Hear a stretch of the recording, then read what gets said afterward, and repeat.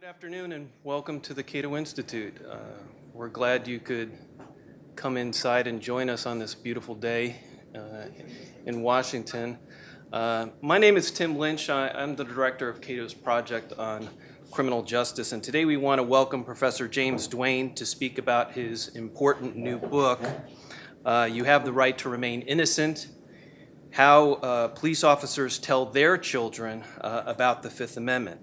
I also want to welcome Professor Randy Barnett, who will be offering comments on the book.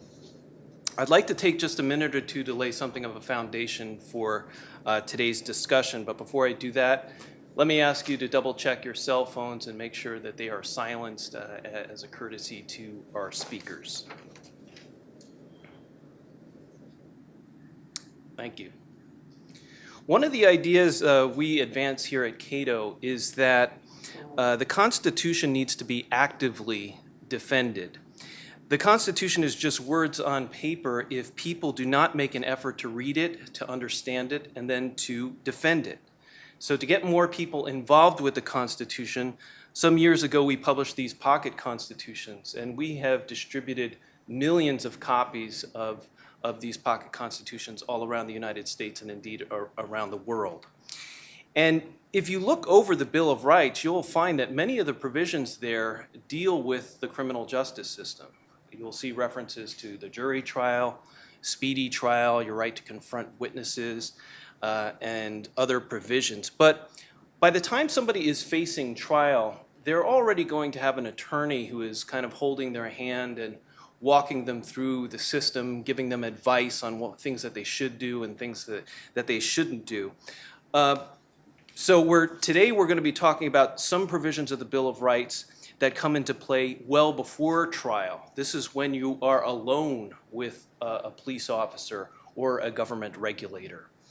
The Fourth Amendment deals with searches and seizures. The Fifth Amendment deals with self-incrimination. And the Sixth Amendment deals with your right to an attorney. And the thing is government agents are trained in techniques to get citizens to waive these rights. And many people get into deep trouble, sometimes because they don't want to be perceived as being uncooperative with the authorities, but they're also not sure what to do and how to handle themselves under intense pressure. The police tell people all the time that things are going to go worse for you unless you cooperate and be cooperative with them and tell them the things that they want to know.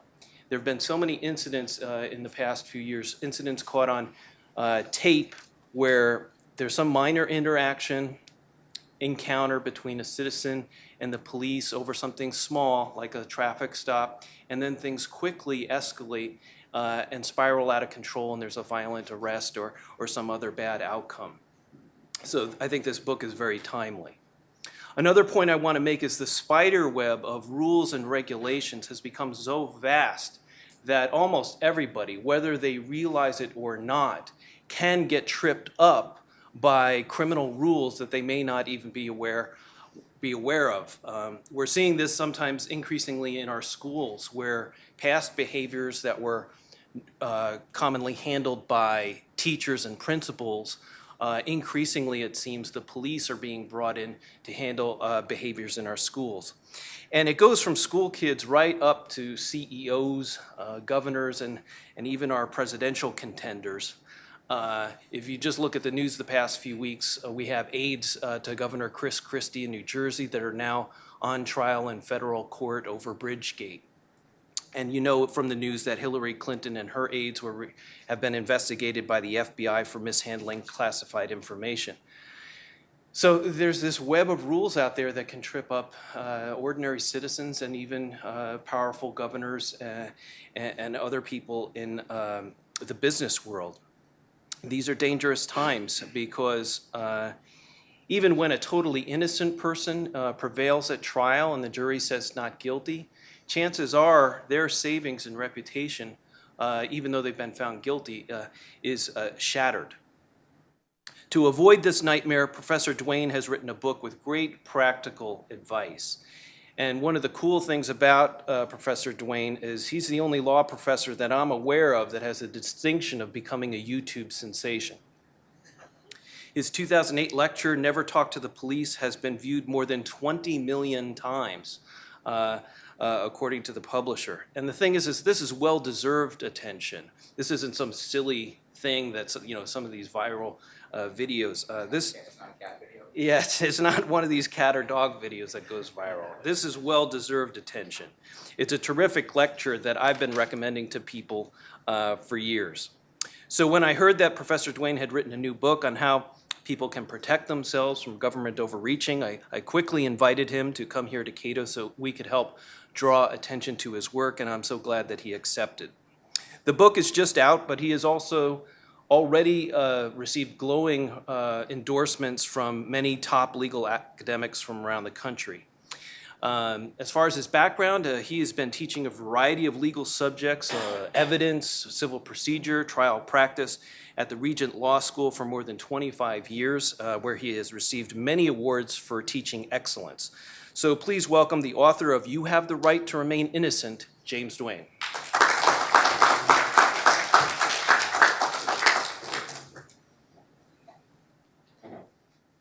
Thank you very much. And thank you, Tim, very much for that introduction, and thank you for the invitation to be here today. I'm honored to be able to play my small part in promoting the work of the Cato Institute in defense of American civil and constitutional liberties, about which I am passionately concerned. And so please accept my apologies in advance if I seem to get a little worked up and passionate about this, because I am. Here's the book that he mentioned a moment ago, You Have the Right to Remain Innocent. As it says up there, it's also available in audio version if you'd like to have the thrill of hearing me read the book to you and to your children as you're getting ready for bed. Before I talk about the book, let me just make a couple of quick brief introductory comments about myself. For the benefit of those of you who are thinking to yourself, well, who is this guy? Why should I listen to him? Why should I care about his opinion? That's a fair question. I'm nobody of any particular stature, but I know some important people. There's Justice Antonin Scalia and me, a picture of us taken together in his chambers, actually just a few months before his tragic and untimely demise. Just before we went out to lunch together, I'm a great admirer of that man. He was a legal giant. And here, for those of you on the left, is my friend Loretta Lynch, the U.S. Attorney General, and me posing together at our recent college reunion. We were college and law school classmates, and I'm also a great fan of hers as well. I'm not sure, but I think I may be the only American who actually hugged Loretta and Nino both in the past year. But I need to give you a little trigger warning. For those of you who are fans of one or the other, I need to warn you right up front that before I'm done, I'm going to have some somewhat irreverent things to say about them both, or at least about the Obama administration and the Oracle, the Justice Department, and Justice Scalia, and the conservative branch of the Supreme Court, and how it is that they have almost nothing in common except for one thing, that they don't understand the Fifth Amendment and they don't care deeply enough about its extraordinary value to you and me and to every other American citizen. As Tim mentioned a moment ago, I'm honored to be able to say that the book has attracted some great praise from Alex Kozinski of the Ninth Circuit Court of Appeals and a half dozen other prominent individuals. You can read their glowing endorsements on the Amazon webpage. One of them, Professor Larry Tribe from Harvard Law School, was kind enough to write that this book's amazing but true stories of innocent people exonerated after decades of wrongful imprisonment, which they could have avoided if they had insisted on their fundamental right to avoid self-incrimination, are riveting reminders of the high price we pay as individuals and as a society when we fail to assert our constitutional rights. That's what the book is all about. Educating the American public so that you and they will all come to understand how critical it is that we understand and be unashamed and unapologetic, full-throated, publicly even, in our vigorous defense of our constitutional rights, not ashamed in the presence of the police who are trying to coerce you or manipulate you into thinking there was something underhanded about asserting your rights or standing up for your rights. Believe me, when the shoe is on the other foot and they find themselves on the other end of the table and they're told that they're being investigated by the internal affairs, or when Lois Lerner is told that Congress wants to do some investigating into the certain improprieties apparently being committed by her office, she clams up in a heartbeat and takes the Fifth Amendment and then goes to collect her pension.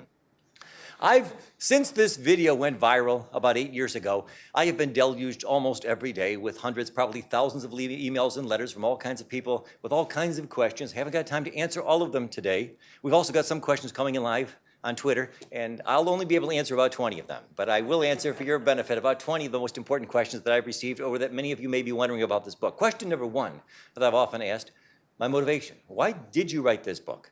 Was it for the money? Is that why you're in it? Absolutely and emphatically not. In fact, shame on you for even supposing such a thing. Anybody who knows the truth of the matter, you'll be embarrassed when you find out the truth. Under the terms of my royalty arrangement with Amazon Publishing, which I actually have no obligation to make public, but under the terms of my unusual royalty arrangement with Amazon Publishing, I will not receive one dime in revenue or income or money of any kind after we have sold the first 500 million copies. After that point in time, every dime that would have gone to me instead will be shunted directly into a charitable, not-for-profit personal foundation called the Duane Family Foundation that was set up for my benefit by the same attorneys and accountants who are working for the Clinton Foundation, and every bit of that money will be ostensibly earmarked for the public benefit after the first 90% is spent on opulent travel and trips for me and my family around the world. And let me also underscore on a more serious note, I did not write this book, and I have not made this cause my apparent life's project for the benefit of making money for criminal defense attorneys. On YouTube, there have been thousands of things written about me, various comments. I don't have time to read them all, I'm happy to say. Probably good for my benefit that I don't. Most of them are very much in agreement. Very few of them are actually critical or express any kind of disagreement. But far and away, the number one most common criticism that I do get when I do get blowback is from people who say dismissively, well, of course, he'll say you need to ask for a lawyer. He's a lawyer himself. Well, in all seriousness, these people have no idea how far they are from the mark. Because this book and the promotion of the theme behind this book is by no means to make more money for criminal defense attorneys. Quite the opposite. If this book can somehow be placed in the hands of every young person in America, I can absolutely and unconditionally guarantee you that the number of criminal defense attorneys will have too many cases to handle will suddenly and dramatically decline. There will be much less work for criminal defense attorneys, including myself, to handle if we can get people at the front end to wise up and to smarten up and to keep their mouths shut. So why did I write the book? In all seriousness, I'll tell you why. My motivation is twofold. Number one, because this country is convicting far too many innocent people for crimes that they did not commit.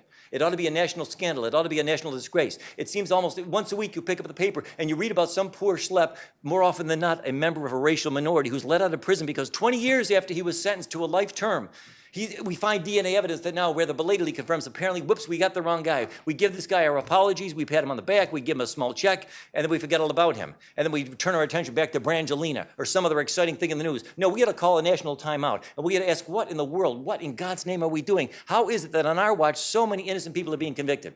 How many? We don't even know for sure. We all know about the extraordinary work being done by the Innocence Project, which has already worked laboriously to secure the release of over 340 innocent men and women convicted of horrible crimes, some of them at death row, before they were ultimately released and proved to be innocent. That program is also, by the way, run by a former classmate of mine, Maddie DeLong. Hi, Maddie. I admire greatly the work that they're doing at the Innocence Project. I yield to nobody in my admiration for the work they do, but it is a national scandal that they should be doing this work at all. I'm trying to do my part to supplement her efforts at the front end by trying to see to it that fewer people get convicted for crimes that they did not commit. And I guarantee you that if enough young people read this book, there is no question that we will start convicting immediately fewer innocent people. We will have fewer false convictions. How many? Nobody can say for sure. But even if there's only a few, then all the work that I did on this book will have been time well spent. And the other thing, my other related motivation, is to bring to an end once and for all the absolutely obscene and hypocritical double standard, the discrepancy, the grotesque discrepancy between what police officers tell your children and tell you every day, all night, all over the country, and what they go home and privately tell their own children. I'm not trying to impugn their honesty or their integrity as a general matter, as I emphatically emphasize in the book. That's nothing personal. I'm not trying to suggest that police officers, by and large, are less honorable or honest than your average individual on the street. They're just doing what they've been trained to do ever since they started on the job. At the police academy from day one, they're given sophisticated training in elaborate methods of deception and trickery and dishonesty in ways that are designed to get guilty and innocent people both to talk and to make admissions, damaging admissions that can be used to help convict them, in some cases of crimes that they didn't even commit. And then when they get on the job and they start using these tactics, they get nothing but ratification, support, confirmation, and corroboration from the courts that are routinely giving them a nice, well done, attaboy, good job, you did it again. We'll allow this confession to be used even though you told this guy the most unspeakable lies. Well done, officer, now you get back to work and keep on doing it. And yet when these same officers go at home at night, how do they sleep with themselves? I'll tell you how they sleep. They go at home. They get home, and they open the door, and they say to the wife, hey, where are the kids? Where are the twins? And the kids come running into the room, and they grab the kids in their arms, and they say, come here, Jennifer, Joel. And with tears running down their face, the police officers say to the kids, promise me for the love of God that as long as you live, you will never let any police officer do to you what I do to other people's kids all day long. And it sounds like a joke, but it really is an accurate paraphrase of the reality. I've been all over the country talking to thousands of young people in the past 5 years about this subject. Everywhere I go, without exception, I ask every audience, anybody here have a mom or a dad who's a police officer or a prosecutor? There's always one or two. I ask them every time, what do your parents tell you about the Fifth Amendment? Every time, no exception. 100% of them say, they said the same thing. They told me when I was a young kid, very young, don't ever talk to the police. Don't ever agree to talk to them. If the police say, can I ask you a couple of questions? You say no. That's why the subtitle of this book is What Police Officers Tell Their Own Children About the Fifth Amendment. Next question. The most common question I get in email, I get this one all the time. What about traffic stops? Is it okay if I talk to a police officer during the course of a routine traffic stop? Yes. All right, let's just get that out of the way quickly. At the risk of stating what ought to be obvious, that is completely different in 100 obvious ways, not the least of which is the fact that the police officers have virtually unbridled discretion to let you off with a warning this time and to let you go without giving you a ticket if it seems to them that you're not a public menace, that you aren't drunk, that you are suitably respectful and courteous. And that's not going to happen with a murder investigation. They're not going to let you off because you seem to be really sorry for what you have done. But I will give you this one little bit of free legal advice. When you do get stopped and pulled over by the police, you shouldn't talk any more than necessary. Don't allow them to get you in a conversation about what you did wrong or whether you know what you did wrong. Just tell them, I'm sorry, I didn't mean to do anything wrong. I didn't mean to violate the law, and if I did, I appreciate you bringing it to my attention, officer. If they suspect that you have been driving while intoxicated, and they ask you if you could recite the alphabet backwards, you don't get into a long conversation or an argument of any sort, just say this. Just say ZYXW, VUTSR, QPO, NMLKG, ISG, FEDCBA. And then you say, now, officer, I need to ask you if you can do that in 2 seconds. Because I need to warn you, if you can, I'm putting you under a citizen's arrest, and I'll need to ask you to keep your hands where I can see them at all times. Now, let me quickly summarize for you the main points that you'll be able to get out of this book if you buy the book and if you read it. I don't have time, I'm sorry to say, to give you all the details and everything that's in the book, but maybe that's good, because then you wouldn't buy it. But here are the most important points behind the book. There are 3. Number 1, the reason I'm writing this book is to make sure that everybody who reads the book will come to understand that the Fifth Amendment is just as precious, just as valuable for innocent people as it is for the guilty. And once upon a time, this was well known. Once upon a time, at least, among the educated, 50 years ago, the U.S. Supreme Court handed down about a dozen different opinions in which they reaffirmed again and again and again that there's nothing terribly incriminating about the fact that someone chooses to exercise the Fifth, that innocent people, perhaps even more than the guilty, have ample reason, numerous reasons to assert the Fifth Amendment, and therefore no particularly probative inferences either way can be drawn from the fact that somebody chose to remain silent. To those who understand how the system really works, the fact that somebody chose not to talk to the police is no more reliable evidence of guilt than the fact that, and he also asked for breakfast every morning while he was in custody, just like all the guilty people do. Yeah, sure they do, but so do the innocent. Number 2, you have no idea, unless you've got at least 20 years of experience in the criminal justice system in America today, you have no idea how many different ways there are in which you can get yourself convicted of some crime that you did not commit. Or worse yet, perhaps some crime you never even heard of, or ever in your wildest dream would ever imagine could be a crime, just by talking to the police. And number 3, you will not believe, and I dare say most readers of the book will be literally astounded at how complicated and how hazardous it has become now in recent years, in just the last 3 years, for you to exercise the Fifth Amendment. Let me give you a little bit of additional detail about all of those points. Next question, who needs to read this book? Well, there are 2 groups of individuals. You're wondering, am I the guy who needs to read this book? Well, yes, you are, absolutely, without a doubt. There are 2 groups of individuals who absolutely need to read this book, and they need to read it before it's too late. The first group is potential criminal suspects, not necessarily guilty or innocent. If there's any possibility that someday, perhaps soon, perhaps in the distant future, perhaps when you least expect it, the police may find themselves in possession of evidence that persuades them maybe you were involved in or know something about a crime. Maybe it was a crime you never heard of, which is not unlikely, which is not unusual. The federal government today has over 10,000 criminal statutes on the books when you count all the tens of thousands of criminal federal regulations that are incorporated by reference into the terms of the U.S. Penal Code. And who is that, by the way? Who in this room is somebody who might someday be a potential criminal suspect? Of course, the answer is everybody. And you can't comfort yourself with the assurance that, well, I know in my heart I'll never do anything wrong. That doesn't matter. Maybe some mistaken or confused but sincere and credible-sounding eyewitness might mistakenly identify you as somebody who was there. Maybe you were there at the scene. Doesn't mean you were involved, but you're one of the leads. You may be the only lead that they've got. If you are a potential criminal suspect, you need to read this book. Or if any of your children might someday become a criminal suspect, they need to read this book before they are taken into custody. Or before, more likely, the police don't take them into custody, but simply say, you might come down to the office on a voluntary basis, down to the station. You're not under arrest. It's strictly voluntary. You can leave at any time. They like to say this to your kids, to deceive them, to get the kid's guard down. Sometimes it's grotesquely deceptive because sometimes they won't tell the kid that the truth is we've already got a pretty solid identification of you as the suspect from a witness who may be mistaken, but the police don't know that. And they already know that no matter how this interview ends, your kid will be put in handcuffs and he will be taken away and put in jail. But they don't tell the kid that because they're hoping first we can get him to voluntarily cooperate, waive his rights, and talk to us, and we don't have to give him the Miranda warnings if he's not technically in custody. At that point, your kid won't know anything about what's going down because you won't have time to get a hold of him and you won't have time to put this book in his hands. And if you call the police office and say, you mind if I talk to the kid? They'll lie to you and they'll say, no, we can't arrange that, which is a lie because they could if they wanted, they just won't. And if the kid says, is it okay if I get a lawyer? Can I maybe get a lawyer? Very often they'll lie and say, no, we don't need that. We don't want that. You don't want that, which is a lie because a lawyer could be arranged if they want to do that for you. The other group of individuals who really needs to read this book is everybody in this room or in this audience who might someday find themselves in a jury. Potential jurors need to be able to read this book, and you need to read it before it's too late so that you can explain to the other members of the jury. If somebody back there in the jury room is trying to insinuate, boy, you notice that guy, he didn't testify at the trial.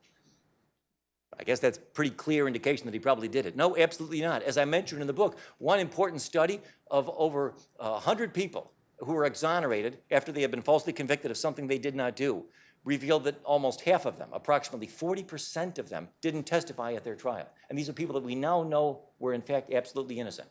So if you find yourself, you might be in either one of those groups, you need to read this book. And almost every one of us could, of course, be in group number 2. Any one of us could someday become a member of a jury, unless, of course, perhaps you have a felony conviction, then you probably won't be in a jury. But if you have a felony conviction, you're twice as likely to find yourself in group number 1. So either way, you've got to read the book. Next question I often get this one. Well, if I take the 5th, though, won't that look suspicious? Won't the police think that I look guilty if I take the 5th? Good news, the answer is no, emphatically no, absolutely not. You will not look guilty to the police. And why do I say that? Because the police know from years of experience that, truth be told, most suspects probably are guilty, and most guilty criminals are not that smart.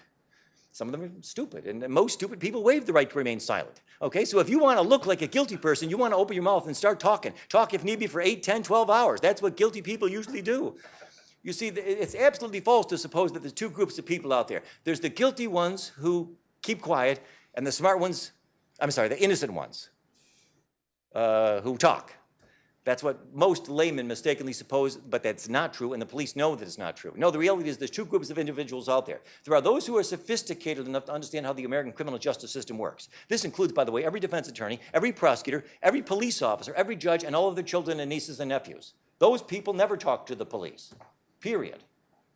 And then there's this other group that waives the right to remain silent and does talk. And that group includes a lot of guilty people and a lot of innocent people. But all they have in common is that they don't know how the system works. But although the police won't think you look guilty, they will pretend that they think that because they know that's how you think. And they will pretend that they believe themselves to help trick you into talking with them, as Tim said a few minutes ago. A common tactic, a very common tactic that is used by the police is to start insinuating things. Oh, you want to take the 5th? You want a lawyer? Why? What do you got to hide? Why would an innocent person want to exercise the right to remain silent? The next time a cop tells you that, you just hand him a copy of this book and don't say another word. Say, read the book and you'll understand. He won't need to read the book. He already understands. He's lying to you, but that's what they do. What about the jury? What about the jurors? If the jurors learn that you told the police that you would not answer their questions, will they think you look sort of guilty? Will they think that may be evidence of guilt? Well, I need to be honest with you. Yes, they probably will. Tragically, sadly, unfortunately, yes.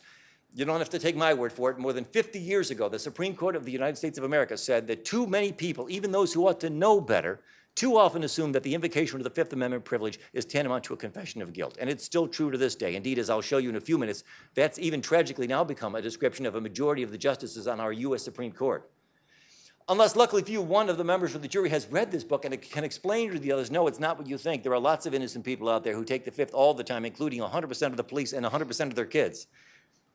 Until recently, that was not even an issue. The famous viral video that Mr. Lynch mentioned a moment ago, which has been seen over 10 million times, I've got to find some way to get that offline, because when I made that talk 8 years ago, there was no need for me to get into the details, as this book does, about how you do and how you don't want to assert the 5th or exercise the 5th Amendment privilege. It wasn't really a thing. It wasn't an issue. Up until 5 years ago, just about 100% of all the criminal defense attorneys in the country regularly told their clients, listen, here's what you say. It's printed on the back of my business card. On the advice of counsel, I respectfully decline to answer on the grounds that it may incriminate me. It seemed like harmless fun. It didn't really matter how you said it or what you said, because the universal consensus up until a few years ago was the jury would never find out that you said anything at all. In the Miranda decision, almost exactly 50 years ago today, the U.S. Supreme Court took it as evident, self-evident, that of course you can't use it against the defendant that he chose to assert his right to remain silent, or even that he stood mute in the face of police interrogation, because that was not logical or legal or constitutional. But oh my goodness, how far we have come, as I'll explain in just a few minutes. As I will explain to you, and as the book explains in much greater detail, unfortunately, in just the last several years, the exercise of the Fifth Amendment has now become a veritable minefield that must be very, very carefully navigated. The good news is it's not hard to do. The bad news is I don't have time to tell you how to do it. You'll have to get the book. And help me finance the operations of the Duane Family Foundation. Here's some of the key points that you will learn in this book when you get the chance to pick it up. I will share with you in the book the astounding and dishonest tricks and tactics that our police officers use all over the country, all day, every day, and all night too, to deceive you and your family and your young people into thinking it is in your best interests to talk. You'll be amazed at some of the examples, many examples in here, of incredible deceptions and falsehoods that were told by police officers, criminal suspects, to get them to waive their right to remain silent. Telling them things such as, oh, you're not really a suspect. You're one of ours. You're on our side. We're going to use you as a prosecution witness, and Johnny against the other kids. You're on our team. This is off the record. We won't use it against you. We won't tell anybody about it. We're not recording this. We know you're not a murderer. We know you're not guilty of any crime. We know you didn't do it. We know you weren't there. You can easily understand how after 5, 6, 7 hours, if need be, of unrelenting interrogation, assurances like these could easily break down the will of even an innocent, exasperated suspect that are thinking, well, if it's off the record and they say they're not going to prosecute me, what have I got to lose? Apparently, I got to tell them whatever they want me to say, if that's what I got to do to get out of here.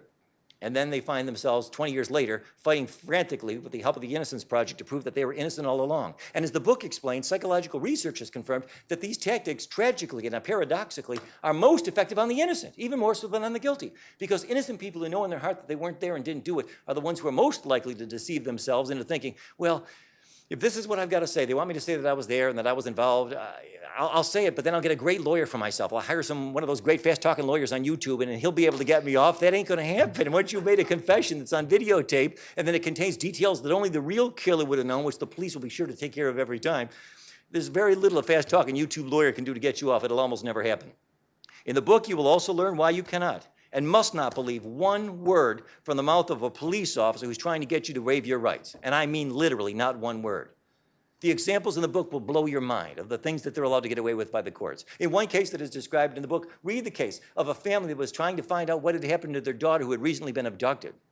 Unbeknownst to them, the police mistakenly suspected that the father might have been involved in her abduction, which, by the way, is not unusual, because one police officer recently told a friend of mine that 9 times out of 10, the one who calls in the crime is the one who did it, which is not true, but that's what you're up against in the mind of some police officers. If you call them just as a witness, you have no idea whether you're just a witness. They'll tell you, oh, we know you're just a witness. We know you weren't involved, but you can't believe what these people say. In the case from Illinois that I mentioned a moment ago, the police officers, unbeknownst to the parents, found the girl's body, drowned, dead.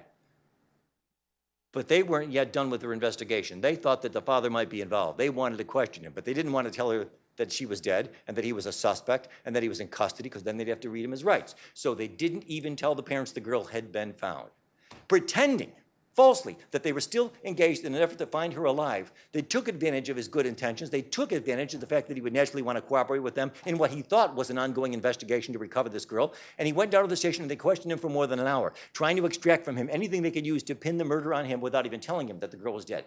My friends, you need to understand, the next time you make the mistake of going downtown for a voluntary interview and you let them shut that door, you have no idea whether your loved ones are dead or alive. You have no idea whether your loved ones are in the next room saying, I've got a lawyer here, and the lawyer wants to meet with them. And I've hired a lawyer, and the lawyer's right here too. The police will say, sorry, he hasn't asked for a lawyer yet, so we're not obligated to put the two of them together. And no, we don't have to tell your kid that there's a lawyer out here that you've hired to represent him. You have no idea what's going on outside that door. But the good news is nobody who reads this book will ever go through that door again, because you've gone to the other side of the looking glass if you make that horrible mistake. You will also learn in this book the incredibly dishonest things that our judicial system routinely says to excuse the dishonesty on the part of the police. You'll read about cases in this book where police officers said the most grotesquely sort of deceptive and disingenuous things to the criminal suspects, saying, oh, we know you're not a murderer. If you didn't premeditate this, if it was an impulsive, sudden thing, that's no big deal. That was a promise that was given to somebody in Illinois, a young man who was then prosecuted for murder and sentenced to prison for 45 years after he was told by the police, oh, that's not a big deal. And the court said, oh, we don't see how that could be construed as a promise of leniency, which is ridiculous and preposterous and painfully false. And the court knew that it was, but that's what they had to say to affirm the conviction, and that's what they said. You can't trust the courts to protect your rights and to defend your rights. You've got to stand up for yourself. You've got to stand up for your own rights, and you've got to know what they are.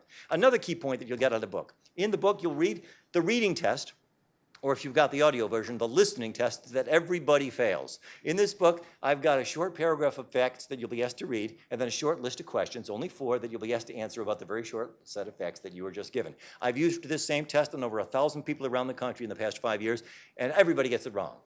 Everybody. 99.9%. And you will too.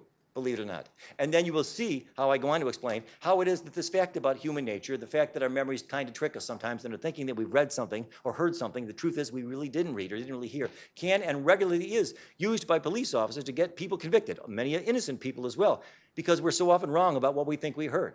You see, the problem is, during the course of the interrogation, after you've been there with them for hours, 3, 4, 5, maybe 6 hours, relentlessly employing them, one more time, they'll try to get you to talk again and again, to keep you in there. They'll pretend to be open-minded.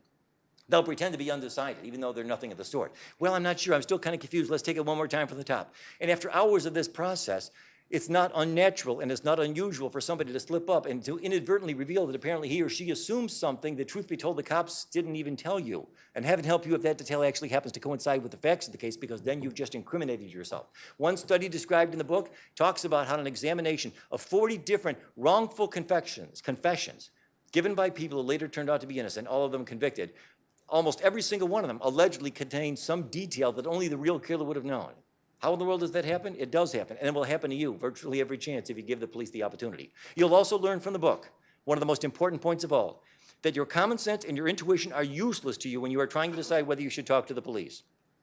And while you must not listen to those countless skeptics and cynics out there online who are constantly trying to dismiss my video and dismiss my book and dismiss my work by suggesting, well, he's kind of exaggerating. The situation's actually a little more nuanced than that. We can't say never because there's this interesting counterexample. These people drive me nuts. So many people out there, intellectual lightweights on the internet, plenty of them, who amuse themselves endlessly, boasting to all the world, oh, look at this imaginative counterexample I've come up with. What about this case, Professor? What if you're hanging from a cliff and and you're about to fall to your death and somebody walks by and it's the police officer? Can you talk to him? You know, these people are the biggest part of the problem. What they don't see, what they don't understand, and what they're always trying to constantly suggest is, oh, I can come up with an interesting counterexample of that. You don't think I can do that? I mean, any rule that you can think of. There are lots of wonderful, excellent rules of thumb we teach our children. Don't drive at night over 80 miles an hour with your headlights off. That's a very good rule of thumb with virtually no exceptions. Don't jump into a shark tank when they're eating is a real good bit of advice. Oh, Professor, but what if there's a raging fire right behind you and the shark... What if driving 80 miles a night is the only way to get away from a raging wildfire that is coming upon the vehicle at the rate of 75 miles from the back? You know what? Right, that's great. You're so clever. Yes, you're so clever.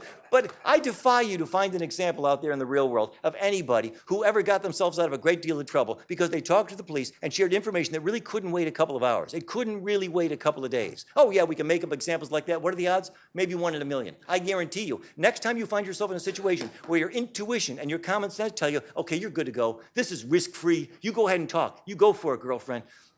Don't listen to that lying voice, because that lying voice is ignorant, doesn't understand what you're up against. The odds that you'll be able to talk your way out of a criminal conviction that you could not have avoided by waiting are 1 in a billion. And the odds are incomparably greater that you will unwittingly talk yourself into a jail cell, perhaps for the rest of your life. Let me prove it to you. Let me give you just a couple of quick examples, all from the book. Let me see how reliable your intuition and your common sense are. Michael Morton, we all know this fella. He served more than 20 years in a Texas prison of a life sentence for a murder that he didn't commit. He was an innocent man, we now know, because of DNA and other evidence. He tried to help the police find out who murdered his wife one day while he was gone to work one morning. Went away to work. While he was gone, somebody broke into the house and killed his wife. During the course of their investigation, as is typical, the police quickly came to suspect him because they had no other suspects and they want to have the psychological comfort that comes with closing the case. And they interrogated him for hours, asking all kinds of questions that common sense confirms could not possibly have been calculated to try to lead to the real killer. Among other things, they asked him, well, let's retrace the last couple of days. Where did you and your wife have dinner the night before? Well, he told them. He told them where and when his wife went out for dinner the night before somebody else broke into the house and murdered him. Now, if you were sitting there in his situation, and you were in that position, and you were trying to help the police solve this murder of your wife, ask yourself for a minute, do you think there's any way if I tell them the truth, if I know that I'm innocent and I tell them the truth about where and when my wife had dinner the night before, how in the world could that be used to help frame me and potentially convict me of a murder that I know I didn't commit? So be honest with you. Ask yourself. Raise your hand if you say, I honestly don't see how that could be used to help convict me. Now look at all those hands. Good for you. I appreciate your honesty. And the rest of you are lying. What are you, police officers? No, the truth is that fact that he did give them the truth, and that information was used to help convict him of her murder. And as I say, he spent 20 years in prison. How did he do it? No time to tell you, but read the book and you'll find out. Here's another one. Glenn Ford. He was convicted of murder in Louisiana more than 30 years ago. He spent more than 30 years on death row before he was released just last year, after DNA and other evidence proved that apparently, whoops, sorry, we got the wrong guy once again. How was he convicted? Well, he tried to help the police find out who had murdered a shopkeeper in his town. While he was there, they asked him, do you mind telling us where and when you were at a certain time? This guy, because he knew he was innocent, and by the way, we all now know that he was innocent, he made the mistake of thinking, well, I guess I might as well tell them, because he thought, well, luckily for me, fortunately for me, I've got an airtight alibi. I've got a couple of friends who can verify that I was with them in another part of town that same day, that same time. How many of you would be tempted to say, okay, I might as well go ahead and share that information with the police? This is risk-free. This can only help. This can't possibly hurt. You're wrong. You're all wrong. You see, you can't rely on your intuition. In fact, read the book. You'll see how he gave them accurate and truthful information about where he was at the time of the crime, and they were able to use that information to help convict him of the murder that he did not commit. Here's another one, a real case. A criminal suspect was told by the police that he had been identified by the victim in a lineup. All he said at that point was, then she is mistaken. 4 words, she's mistaken. That's all he said. He denied it. He asserted his innocence. Can those 4 words possibly used to convict him of a crime that he didn't commit? Yeah, it was used, and it can be used. Here's another one. Suppose an innocent man is told by the police that he's a suspect in a crime. But the truth is, he wasn't even in that part of the town at night. He was 50 miles away. He can't prove it. He's got no alibi witnesses who can confirm it. But he tells them truthfully, no, I wasn't in that vicinity. I was 50 miles away. Could that information, assuming it's true, be used to possibly implicate him in the commission of the crime? Truth be told, most of you, if pressed, would have to say, I can't see how it could be, which only proves my point. You're wrong. It can be. And people have been convicted because they gave information like that to the police. One last thing I want to share with you about the book. As I said, the book teaches you the surprising number of ways in which our exercise of the Fifth Amendment has now become a veritable minefield. This was not true until 5 years ago. It has become extremely perilous. The book explains what you need to say and what you must not say when you are trying to assert your rights. You will see how easy it is today under the current law where a clumsy or a careless or a casual or an imprecise invocation of the Fifth Amendment can in fact be used against you in a court of law as if it were an admission of guilt. You can also learn how a careless invocation of your Fifth Amendment privilege can also lead you to the prosecution for the separate offense of lying to the police, which is a separate crime. And the last thing you want to do when you're trying to avoid being prosecuted for murder is to end up putting yourself in a position where you can get prosecuted for the crime of lying to the police when actually you shouldn't have said a word at all. And the book will also explain why you must not worry about seeming polite and respectful when you are talking to the police about your legal rights. I am not suggesting in any way that you should go out of your way to be rude or impolite. That's ridiculous. That's counterproductive, and I'm not suggesting anything of the sort. But the book explains about the countless cases in which real, live, innocent suspects made the tragic mistake of thinking, well, I guess I better take the edge off what I'm saying. If I sound too unequivocal about what I'm saying, the police might take offense. They might take it as an insult. So I don't want to make it sound like I think I definitely need a lawyer. I'll just be kind of tentative. Maybe I need a lawyer? You think maybe I could have a lawyer? Is that okay if I get a lawyer? You want to know what happens when you talk that way to the police? You end up in a prison cell. This book tells you how it happens, and this book tells you how to avoid it. Finally, I mentioned earlier that 50 years ago, the Supreme Court said, you can't use the Fifth Amendment against somebody as evidence of guilt, and that was taken as unquestioned by the Supreme Court just 50 short years ago, but oh, how far we have come. My dear friend, Justice Scalia, who was my hero in so many other ways, was the leader, until his death, on the court of the view that actually only guilty people have any real reason to protect or to care about the Fifth Amendment. He wrote that the problems caused by the risk of self-incrimination are wholly of the guilty suspect's own making, because an innocent person will not find himself in a similar quandary. It's a tragedy that he didn't live to read the book. He would have seen how painfully wrong he was about that. And Justice Alito, another giant of the court, subscribed to the same madness. Just 3 years ago, in the horrible case of Salinas v. Texas, he wrote the opinion for the court, the plurality opinion, in which the court held that the exercise of your Fifth Amendment rights, if you don't do it just the right way, can now be used against you in a court of law as evidence of your guilt. And in a later case, also argued and won by the U.S. Department of Justice that same year in the U.S. Court of Appeals, they persuaded one circuit court of appeals to hold that your invocation of the Fifth Amendment can also be used against you as evidence of your guilt. A lot of liberal critics have justifiably lamented this horrible, execrable holding of the court in that case, and the fact that the opinion was handed down by the 5 most conservative justices on the court, the only 5 Republican appointees on the court. But the truth be told, to give credit and blame where they are respectively due, the dissenting opinion written by the so-called liberals in that case would have been even worse for you and me and for the defense of our liberties. And to give blame where blame is due, the opinion in Salinas v. Texas was an opinion.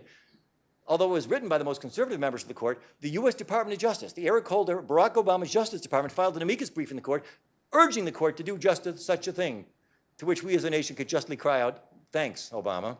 What is wrong with the Supreme Court? The final question that I'll ask and share with you, well, I can give you the answer. Scalia himself answered that question. Shortly before his death, he wrote, truthfully, we federal judges live in a world apart from the vast majority of Americans. After work, we retire to homes in placid suburbia or to high-rise co-ops with guards at the door. They're out of touch, and it's not their fault. They don't have any idea what peril the rest of us face in any ordinary routine encounter with the police. Justice Sotomayor, just this year, speaking at Brooklyn Law School, correctly complained that there are no criminal defense lawyers on the court right now. In the name of diversity, we worry so much about getting people on the court who are different gender or a different race. And yet we've got 9 people on the court. At the time of Scalia's death, we had 9 people on the court, none of whom had ever done any significant criminal defense work at all. None of whom had ever been arrested or charged or prosecuted with a crime. None of whom probably ever had met an innocent person who was ever prosecuted or convicted of a crime. We had 9 people at the time on the court, almost all of whom had spent virtually all of their entire professional adult lives working for the government. And most of them, several of them at least, working as U.S. attorneys. That's the problem. We need real diversity on the court. We need somebody who cares passionately about the defense of American constitutional and civil liberties, which, of course, leads naturally to my last question. I see one's coming in right now from Twitter. Will you please agree to serve on the Supreme Court? Yes, I will. I am here today for the first time in American history. This is the first time a candidate has ever announced his candidacy for a position in the U.S. Supreme Court on the internet. If you know or have any contact with Donald Trump, I want you to send an email to him on Twitter, say, Dear President Trump, and we'll use hashtag Justice Duane. That's how we'll do this. You let him know that you support my candidacy. If you believe that somebody like me ought to be put on the Supreme Court, you let Hillary Clinton or Donald Trump know that's how you feel. I'm wearing your tie, as you can see. If you don't know Donald Trump, but you know how to get a hold of Kevin Bacon, let him know, because he, I understand, is not too disconnected from Donald Trump. He can get in touch with virtually anybody, I'm told. Thank you very much for the opportunity to speak with you.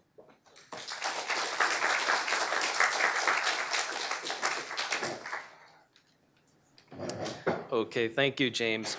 Our guest commentator today is well qualified to discuss Professor Duane's book. He teaches constitutional law at Georgetown and directs the Georgetown Center for the Constitution.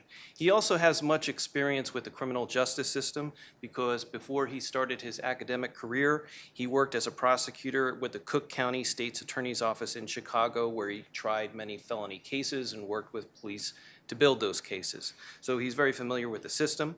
We hosted a book forum for him for his latest title just a few months ago. His new book is titled Our Republican Constitution, Securing the Liberty and Sovereignty of We the People, published by HarperCollins. Would you please welcome Professor Randy Barnett.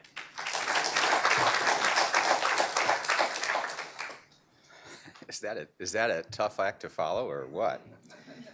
Well, let me get out of the way the first thing and the most important thing that I have to say as my comments to you today, and that is you should buy this book. That's the most important thing I have to say. In fact, when I'm actually promoting my own book, the line I use is, you should, assuming this, I'm holding up my book, I said, you should buy this book.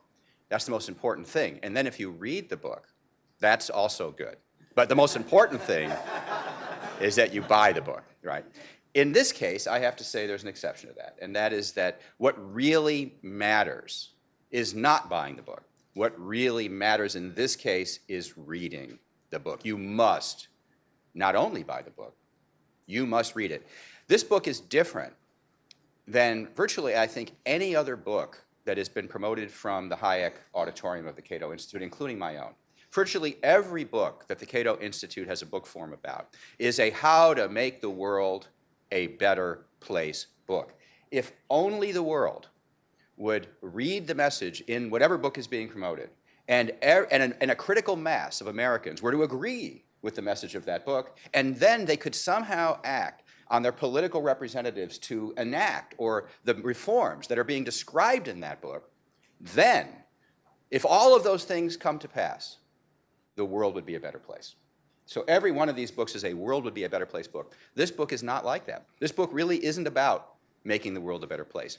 This is a book about saving your life and the lives of those who you care about. This is what you would call a self-help book. Now, Cato doesn't normally promote self-help books, but that's what this is. This is a self-help book. You read this book to help yourself and to help anyone who you love, and you tell them to read the book. And here's the reason why you must buy and you must read the book. You would think, well, I don't need to buy the book because I've just heard Professor Duane tell me that all I have to do is not talk to the police. And I not a stupid person. I heard him say it. Now I know. Don't talk to the police. What do I need to buy the book for? Here's the thing. What are self-help books really all about? What's a diet book really all about? It's got like 5 pages of diet. And then it's got 150 pages of why you should follow the advice of the diet. It's all motivational, is what it is. It's trying to get you to actually follow the 5 pages of diet advice that it's going to give you. That's what this book does. It's like performance art. You have to read the book to motivate yourself to follow the advice. Why is that? Because when the chips are down and it's time to implement the advice that Professor Duane is giving you, it's going to go against your very being to do so. You are not going to want to do it. And the only way to motivate yourself to do it is to have internalized the lesson that you must do it, regardless of your instinct telling you not to, because the police are actually going to be encouraging you to go with your instincts. And the only way you're going to motivate yourself is by having read the book and reading the stories that he's teasing you with. And he doesn't give you the punchline here of how each and every one of those cases, the seemingly innocent behavior got this person convicted. So you need to read the book to understand how to motivate yourself to follow the advice in the book, and there's just no substitute for having read the book in order to have that effect. So for that reason, I think I've done the most important part of my job here is to tell you why you should read the book, but I'm not going to stop there. I first met, or I first had in contact with Professor Duane when I came across, and I don't remember how I came across, his YouTube video, his now famous YouTube video, before there was a book. And I just thought this was amazing, and I sent him a little fan email saying how, wow, I really did enjoy your YouTube video about why you shouldn't talk to the police. And then I said, well, I used to be a prosecutor myself, and I said, I have to tell you, that's the advice that I gave my kids when they were old enough to take my advice. This is the advice I gave them. And of course, he said in his response to it, well, this is what everybody in law enforcement tells me. This is what he just told you today. Well, I was one of those people who, out of the blue, spontaneously just told him this. But I have to say that in my email to him, I did tell him that I actually gave my kids slightly different advice than the ones that was in the video, YouTube, which is don't talk to the police. And this is the advice he actually does give in the book itself. And he's only sort of hinting at it for today, but I'm going to give away this one little piece of it. And that is what I used to tell my kids, is that if they were ever arrested by the police, and it didn't matter if they were guilty or innocent, it really didn't matter whatsoever, what they were to tell the police was the following, and this is somewhat tailored to them, but you can adjust it to you. I said, look, they tell the police, I would love to talk to you. I would like nothing more than to talk to you. But my father is a lawyer, and my father has told me that I simply should not talk to you unless I speak to a lawyer, unless I have a lawyer. So I need to speak to a lawyer. I insist on having a lawyer.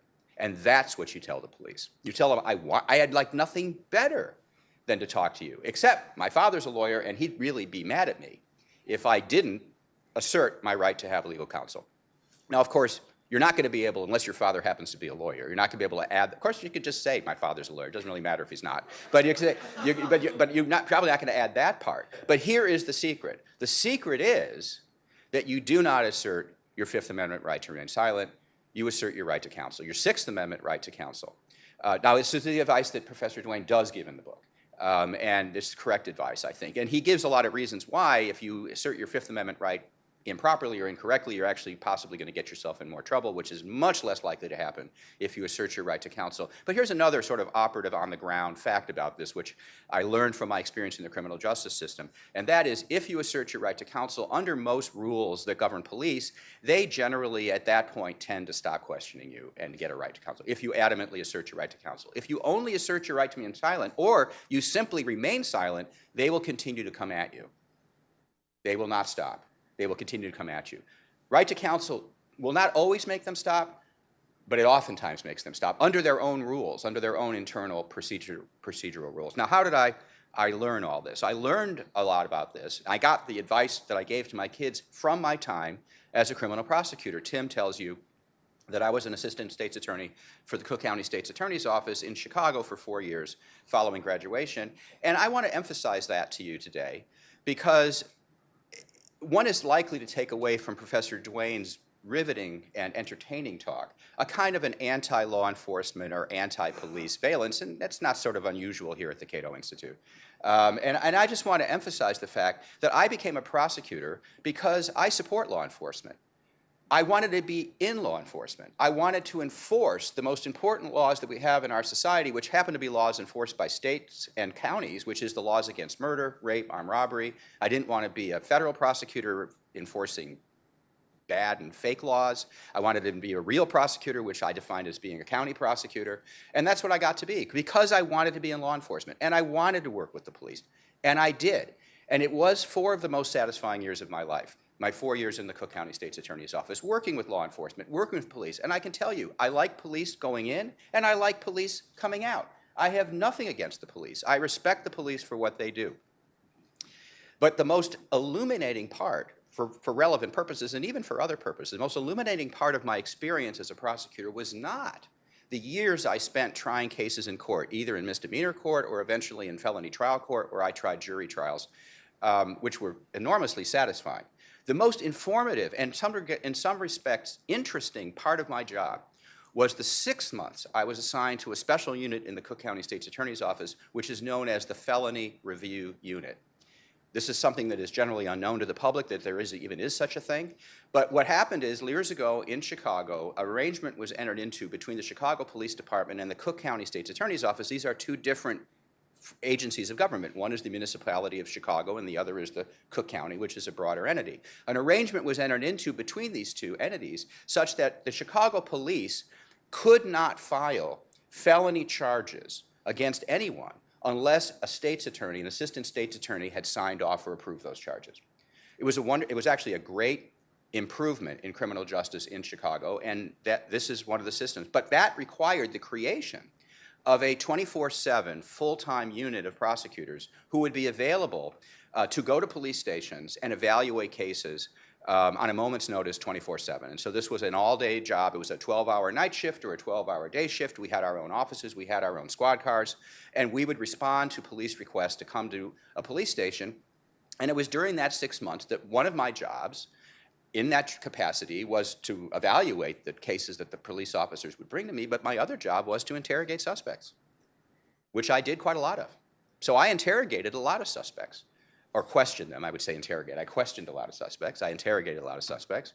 And so I have some feel for what it's like to be on that side of the fence. Now, I admit that when I went to when I went to the police station, sometimes at 3 a.m. in the morning, my incentives were slightly different than those of the police. Slightly different, because I was there in my capacity as a prosecutor to evaluate the sufficiency of evidence in the case. I would not have been called unless the police had already determined that they were seeking charges, which means any counts that they thought were unfounded, they would have already dismissed. They would have already said, no, we don't have a crime here, or you didn't do it. By the time I'm called, it's when they already are seeking charges. And so my job is to evaluate a case that has already been somewhat put together. Not that much, maybe, but somewhat put together. Now, even under those circumstances, and my job here is to screen out bad cases so that my fellow prosecutors, who were more senior to me when I was in this job, would not be forced to try terrible cases that really, where the evidence was not sufficient to win. And my job in the police station was to screen them out. And at those days, I don't know what the situation is today, but in those days, we basically had a 60% approval rate, which means we disapproved 40% of the cases that we look at any given night. In fact, you had to kind of disapprove a lot just to justify your existence. So I did disapprove cases, and I did so my first job was somewhat different than theirs. My job was there to evaluate and disapprove, as well as to approve cases in order to protect my office from having to prosecute cases where the evidence was questionable. What was their incentive? The incentive of the police officers are different than mine. They actually have almost no incentive to get convictions. In fact, there's no time in which their incentive structure is premised on convictions. Their incentive is to clear cases. Their incentive is to get a case that's been put on their shelf and get it off. Now, you can clear a case by saying it's unfounded. It can be done, and it is done. In fact, those are the ones that I never hear about. But once you've decided that the case is well-founded, that is, A, a real crime has been committed, and B, you think you know who did it, then it's your job to clear the case by getting charges approved by the state's attorney's office. And truthfully, they could clear a case if I disapprove the charges. But at this point, their job is just to get the case off their plate and move on. And in fact, they're not even responsible to help me prosecute the case later on by further investigation, but sometimes I can get them to do it out of the goodness of their heart, but it isn't something, they don't work for me, and they didn't have to do that, and I would have to do that myself when I was a prosecutor. So their incentives are different. When I went in to interrogate a suspect or to question a suspect, I basically had two purposes in mind, two objectives there. The first objective was to figure out what the heck happened. Did this person do it? I was actually there, in some sense, in my own mind, to assess guilt or innocence. And so I was actually genuinely interested in hearing if the person I was questioning was not guilty and they could persuade me that they were not guilty. That would actually matter to me. So I was there for that purpose. But the secondary purpose I was there for is the obvious purpose that Professor Duane has already alluded to. I was there, if possible, to gain a statement that would incriminate the person if I thought they were guilty. That was my other job. And one of the things that people don't know, which becomes quite clear when you read Professor Duane's book, is that you can incriminate yourself by saying things that are seemingly exculpatory. That is, you don't simply incriminate yourself by saying, I did it. You can incriminate yourself by, for example, saying, I was there. What is saying I was there doesn't mean I did it. I was there just means I was there. But I was there might actually avoid the difficulty the prosecution might face in proving you were there by, for example, the use of very unreliable eyewitness testimony. At the point you finally say, I was there, all the eyewitness testimony, credibility of eyewitnesses, disappears. It goes away. It's unnecessary because you said you were there. So half the case has now been proven. You're there. Now let's talk about the other half. So my job as a prosecutor, after I have done the evaluation of whether they're guilty or innocent part, my job was to get statements and get them to commit to a story, whatever the story might be.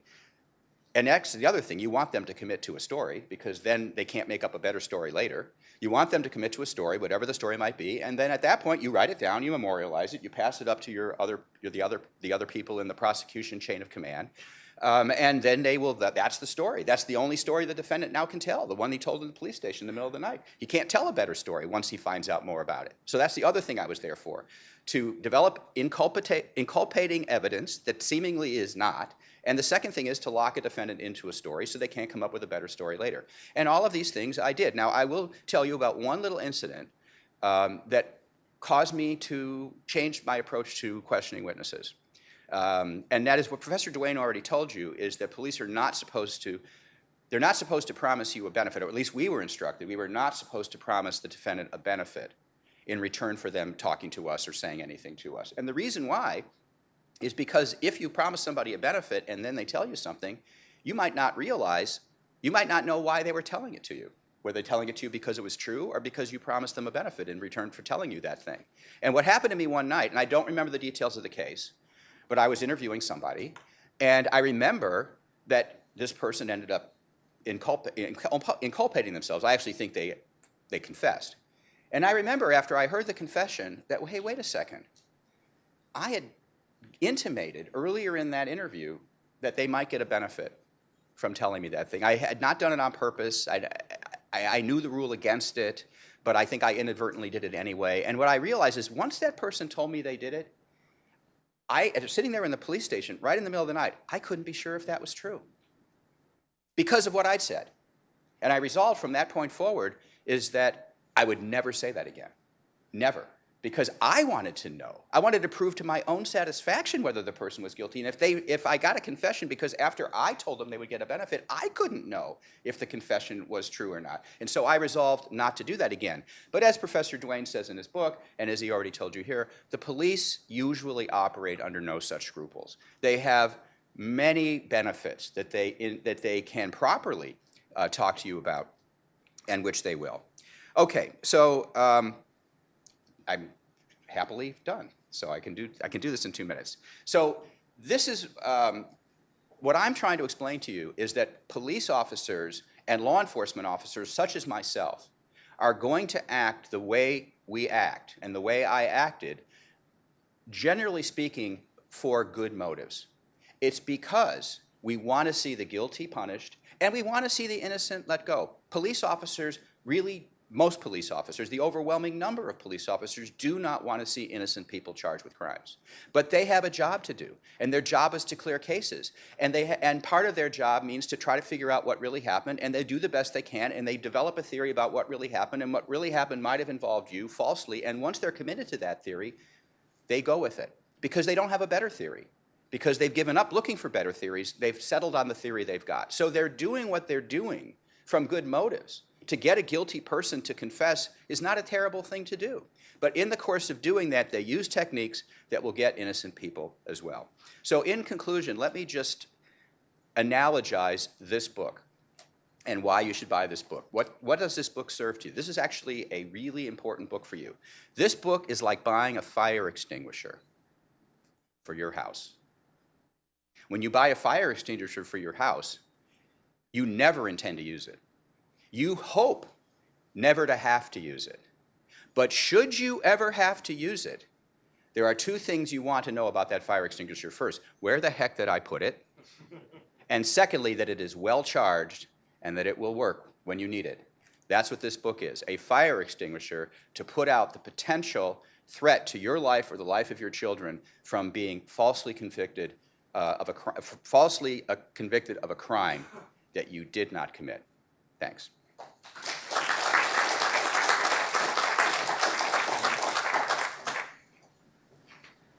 Okay, thank you. We're going to now take your questions. I have a couple of requests. First of all, when I call on you, wait for the microphone to arrive so that everybody can hear your question.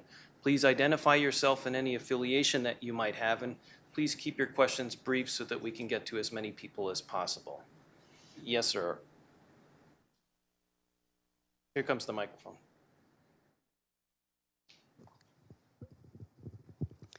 Professor, one of the tropes on TV crime shows is taking everyone's fingerprints for what they call exclusion purposes. Should you just say no in those circumstances? Do you know what I'm referring to? Okay. Sure. Well, if you're under arrest, you have no choice in the matter. This is everyone at the scene. I wouldn't consent to that. I'm a big believer in human liberty. So I have no disrespect whatsoever for the police, but I also know, as I explain in the book, that one of the problems that presently bedevils the American system of criminal justice is the distressing frequency with which expert testimony turns out to be unfounded. Most of us have heard the famous example about an attorney out in Oregon who apparently was conclusively identified by the FBI as matching the fingerprints on a bomb that was found in Madrid.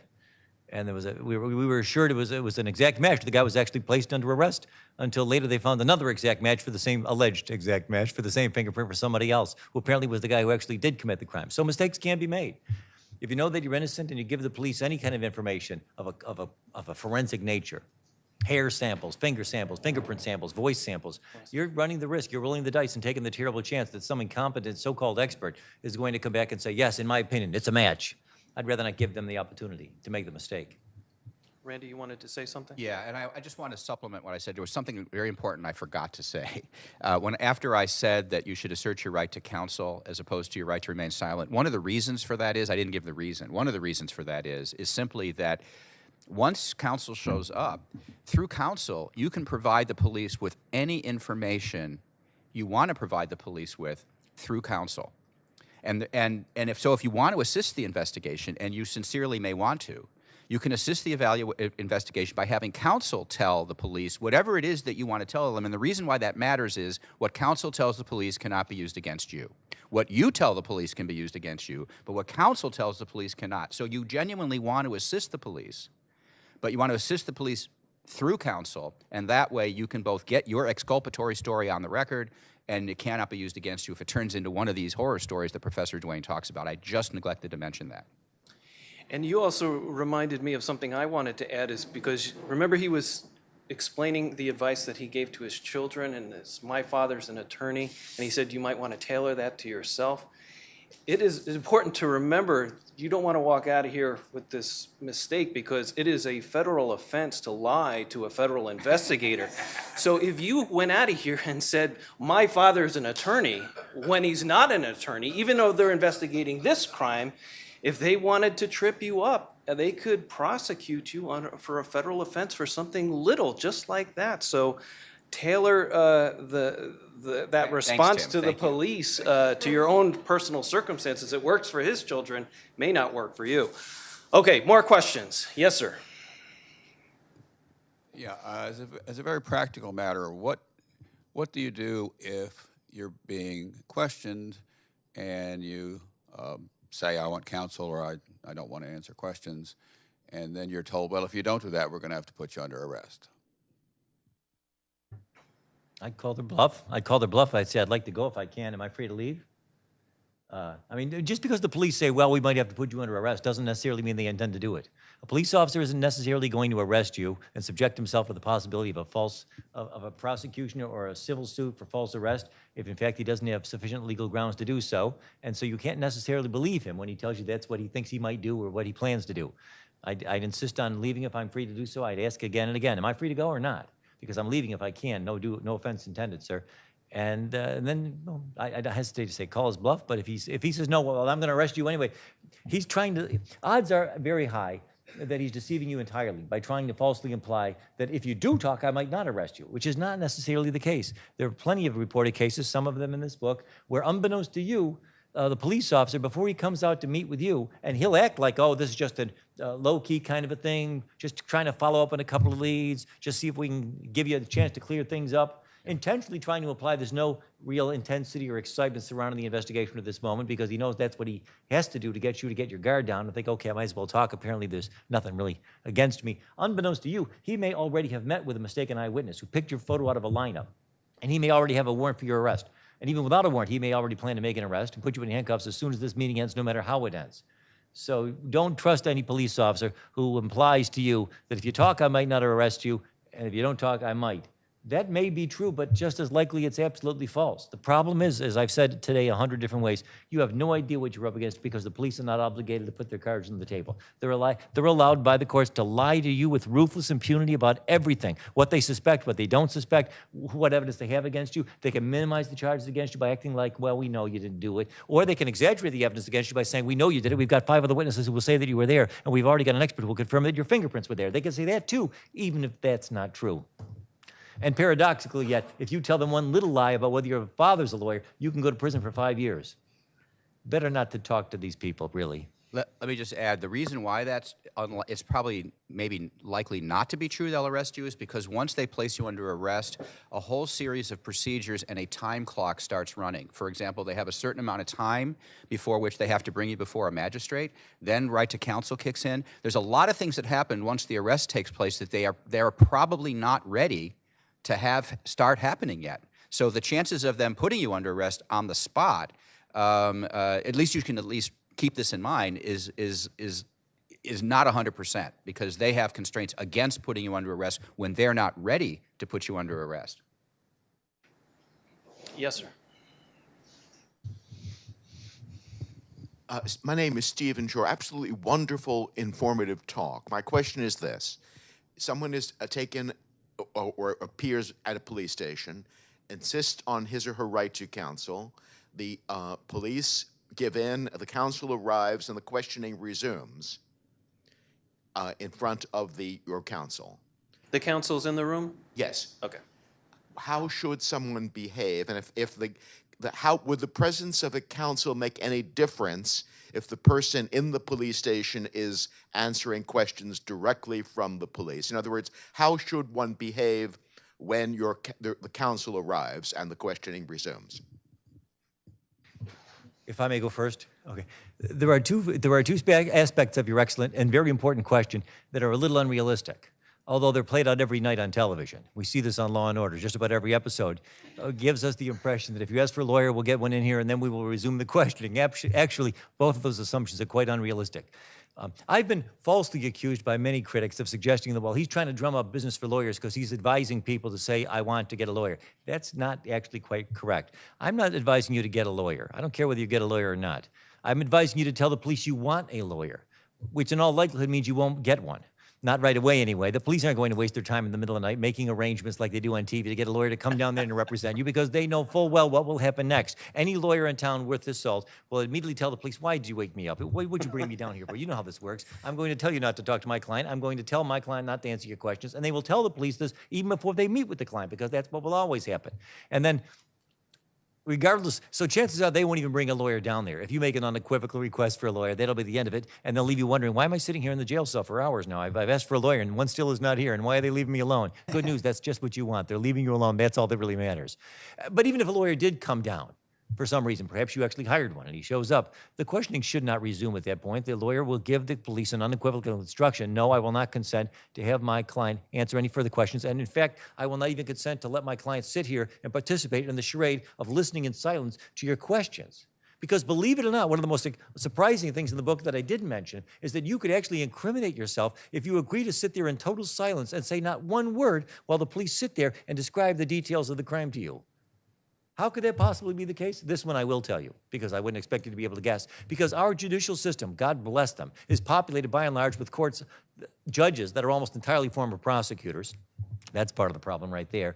And our courts have approved the absolute chicanery of allowing police officers to testify that although he never admitted anything exactly, in fact, he never said a word, as I sat there and described the circumstances of the crime, he acted suspiciously nervous. Other courts at the same time will allow police officers to testify that in their expert opinion, he acted suspiciously calm. So heaven help you, if in the expert psychological evaluation of this police officer in the middle of the night, you come across as a little bit too nervous or just a little too calm, you've got to thread the needle. Talk about skill and charybdis. Are you crazy? Don't even put yourself to the risk of being analyzed this way by a police officer who, with all due respect, is not competent to make that diagnosis about anybody. When somebody finds out their loved ones are just recently been subjected to a horrible crime, they go into shock, and people in shock react in surprisingly multifarious and unpredictable ways. Look at the videotape. It's online. It's on YouTube. Of how Paul McCartney reacted when he got the news that John Lennon had been murdered. He was confronted by strangers out in the street, and he acts so blasé about it that if he didn't have an airtight alibi, you'd think for sure that he was actually guilty of something, because he says, "Yeah, Greg, isn't it? Cheers, all right," acting as if he didn't.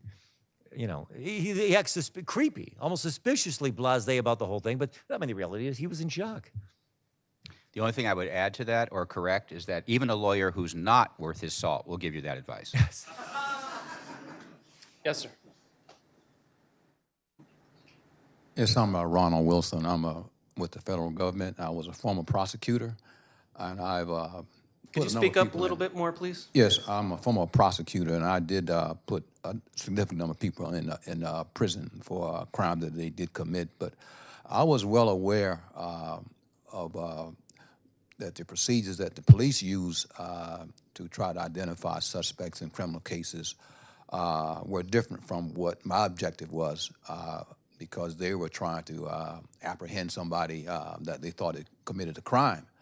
And so I was well aware that sometimes they might use unethical tactics.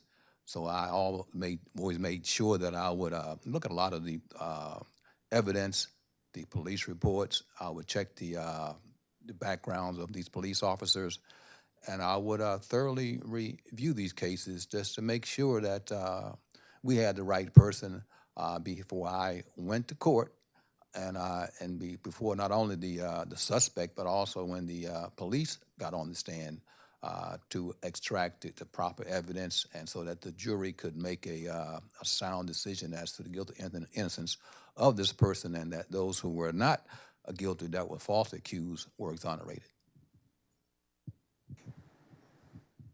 Any response to that comment before we move on? I don't doubt that it's true. Okay. Yes, sir.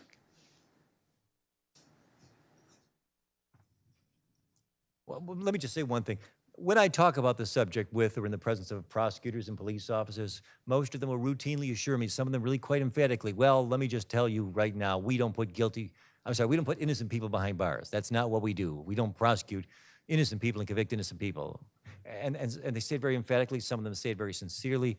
All of them say it very sincerely, and I don't doubt it. I mean, who could live with themselves if they knew that they were actually even if only unwittingly and inadvertently, working to put innocent people behind bars for life. But somebody's doing it because hundreds of people have been exonerated. They were convicted by somebody, police officers and jurors and prosecutors and state Supreme Court justices who honestly and conscientiously thought they were doing the right thing. I can say, after 4 years of being a prosecutor, prosecuting hundreds and hundreds of people, that I never knowingly prosecuted an innocent person. But I must have prosecuted innocent people, given the fact that the system can't possibly be perfect, and supposing only 1% of the people charged are innocent. 1% would be a failure rate that would be above anything you'd expect from any government process whatsoever, that it's going to be 99% reliable. Supposing that's true, and I did prosecute hundreds and hundreds of people, or I was responsible, I participated in their prosecution. That means if 1% of the people that I prosecuted are innocent, then I prosecuted an innocent person. The thing is, I didn't know it, because all I could go by was the evidence I had before me. And at some point, you start somewhat giving, I mean, when I was in the police station, I tried to get a sense of whether somebody was guilty or innocent if they would talk to me. But generally speaking, as a prosecutor, I stopped giving up. I gave up trying to figure out whether somebody was really guilty. I started evaluating evidence the way a judge and jury evaluates evidence. Do I have enough evidence of this? Do I have enough evidence of that? And do I have evidence beyond a reasonable doubt? And I would conclude that I did, and I would go forward. That was my job. But I wasn't out there. I didn't see what happened. I didn't participate in it. And the idea that I would be morally certain about what happened, that happens sometimes, but it doesn't happen all the time. So all I'm saying is I know in my heart of hearts that I didn't knowingly prosecute anyone who was guilty, but I know I must have prosecuted somebody who was innocent just because the odds say so. We know that, Randy. That's why we've scheduled this intervention for you. We're here to say we forgive you. It's not really about the book. Let me exercise the moderator's prerogative to ask a question. Professor Duane, you mentioned several Supreme Court justices and rulings that are hostile to self-incrimination, the Fifth Amendment, what that's all about. In your research, what about your findings about what your fellow academics are saying about the self-incrimination clause? To give you one example, from my files, I saw a law review article from a professor who said, the historical justifications for the self-incrimination clause are a dead letter in every respect. But I don't know if that's indicative, if that's a popular opinion or it's an outlier. Do you have any view of where academic opinion is on some of these provisions that you talk about in your book? I do know something about that. I'm not honestly in a position to tell you what the majority view is, so to speak, of all the academics out there who have treated us to their opinion on whether the Fifth Amendment is a good idea or a bad idea, or whether the construction that has been placed upon it by the Supreme Court is in fact an accurate interpretation of the intentions of the original Founding Fathers. I am aware of the fact that a large number, and quite likely a majority, of the most well-known academics in the country are presently taking the view publicly that perhaps the opinions that were handed down, the more liberal opinions handed down by the Supreme Court in the 50s and in the 60s, were the pendulum had swung too far, and that they were interpreting the Fifth Amendment in a way that was a little too protective of individual liberty, or even at least more so than could be justified by the intentions, the original intentions of the Founding Father. But the consensus on that particular point is far from unanimous. It's a lively debate among academics. It's a debate that I'm not terribly interested in, to be candid with you. And this book takes no position either way on all of that. Even if it is perhaps the case that those liberal holdings from the 50s and the 60s were more generous than the Supreme Court really should have been, which is what Alito and Scalia and Thomas and others have recently insinuated in a number of different ways, I'm not the least bit ashamed to suggest that those holdings, whether right or wrong, are still on the books, and at least for the time being, can be a powerful source of protection for innocent people to make sure they don't say things that can be used to convict them for something they didn't do. And I'm not at all apologetic about the fact that I'm doing everything within my power to get that message out to anybody who can listen and hear it. Okay. Yes, sir. Oh, sorry. Go ahead. Eyal Moses, no affiliation. My question is, I think I'm like most people in that I don't have a client relationship with any lawyer.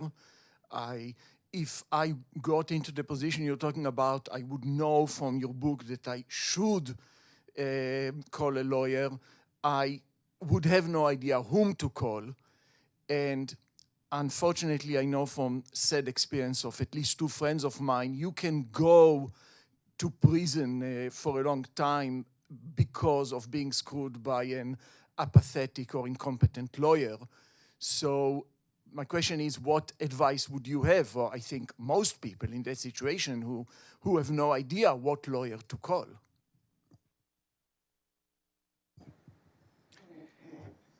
It's a very good question, because one of my experiences in the criminal justice system was the overwhelming incompetence of so many criminal defense lawyers that I would come in contact with.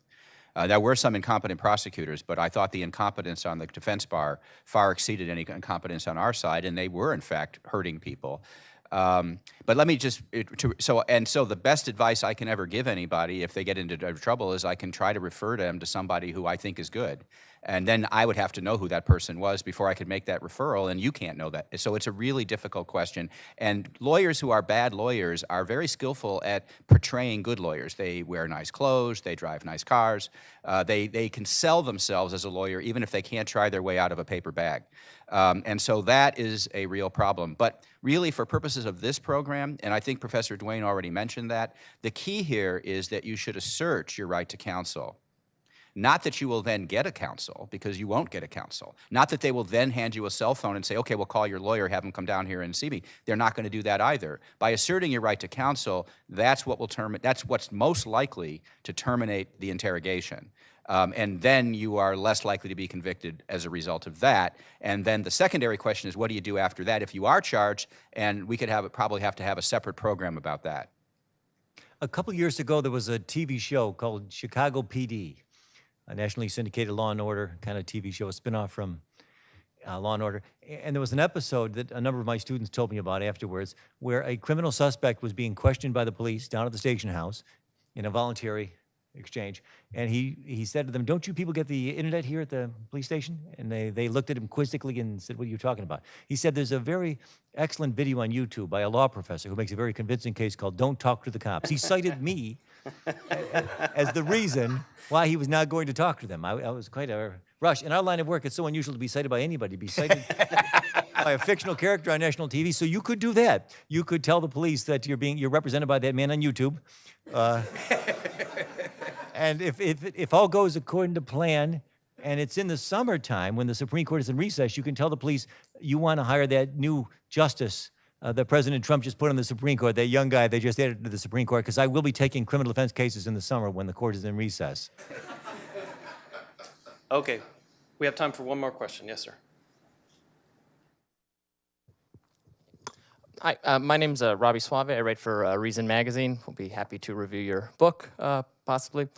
I write about school issues mostly. I recently covered something. It was a school, it was a sexting case. This underage girl sent inappropriate pictures to a bunch of the boys in the school. And of course, the school has a police officer. So then the police officer starts talking to the kids. He says, well, can I look at your cell phone? I just want to delete these, pictures from your phone. Some weeks later, one of these kids is being charged with like sexual exploitation of a minor and could face like 40 years in prison. What advice would you get? But kids don't know that they probably shouldn't talk to the police officer in their school, right? They just think, well, you should talk to your principal, you should talk to your teacher. Is there different incentives, or does the rule work differently for kids who are dealing with police officers in schools? My advice would not be any different, no. In fact, as I've said a couple of times today, and as I say again and again in the book, the evidence confirms that people who are most likely to confess or to give incriminating statements that can later be used to lead to a false conviction of something they didn't do are much more likely to be youths and adolescents than to be adults. They're more easily manipulated, more easily deceived, more likely to be confused about what they're really up against. So it's especially it's especially critical that young people, that we get this book into their hands. That's why the book was designed by the folks in marketing to be short enough that this new generation will be willing to read the whole thing from cover to cover. And why the folks in marketing also designed so that it's just small enough to fit right into a Christmas stocking. It's perfect for stocking stuffers, and it'll be on the shelves in time for holiday gifts. Tim, I have some. Okay. One of my experiences in the criminal justice system was that the people who didn't talk to the police were people who had been through the penitentiary system, not the jail system, but the penitentiary system, because by the time they got to the penitentiary, they had years of being told by all the other convicts that you were an idiot to have talked to the police. So they have years of Professor Duane's training without the benefit of Professor Duane. And so they're the people that tended not to talk to us, former convicts. The people that talked to us a lot were recently turning 18 juveniles. And I think the reason I came up with why they ended up talking to us so much more is because many of them had been through the juvenile justice system. They were experienced criminals as well. Remember, most people tried with crimes have criminal histories. So they had been through the criminal justice system as juveniles. And as juveniles, they always talked. Because the juvenile justice system, there's another thing, it's not mentioned in your book, but I just remember, the juvenile justice system is sort of geared towards getting you to talk. If you don't talk, then the juvenile justice system treats you as a hardened criminal and goes harder on you. But if you do talk to the juvenile case officers and all the rest, then you're going to be okay, and then they'll let you go. So they're actually trained as juvenile offenders to talk, and then they will be released because they are released. But the reason why they're being released is primarily because they're juveniles. They think the reason they're being released is because they talk their way out of it. So what happens is immediately they turn 18, they're not juveniles anymore, they've now been trained to talk to the police, and they get apprehended and they just try to talk their way out of it the way it worked for them in juvenile court, and they talk themselves right into it. So that would be some disparity between juveniles and adults. If I could add one final comment. I just wanted to mention that's exactly right. And I wanted to remind a lot of cynics and skeptics who are critical of me and my work and my message and my life's project, they say sometimes, well, aren't you worried that books like this are going to fall into the wrong hands and the bad guys and wicked people and criminals are also going to be able to exploit this new information in an effort to avoid prosecution for some horrible crime that they may have committed? No. I'm not worried about that at all, for a variety of reasons. Most notably the fact that every experienced participant in the criminal justice system understands that the information contained in this book is already, for the most part, very well understood by the most hardened, violent, vicious criminals out there, because there are most of them repeat offenders who've already picked this up by virtue of their experience with the criminal justice system. The people, the countless people out there who really need to read this book are the ones who will find every page another astounding surprise that they never ever would have imagined would be true in the land of the free and the home of the brave. And these are people who, by and large, have never been involved in the criminal justice system at all because they're innocent and they haven't done anything wrong at all. Okay, that's a great point to end on.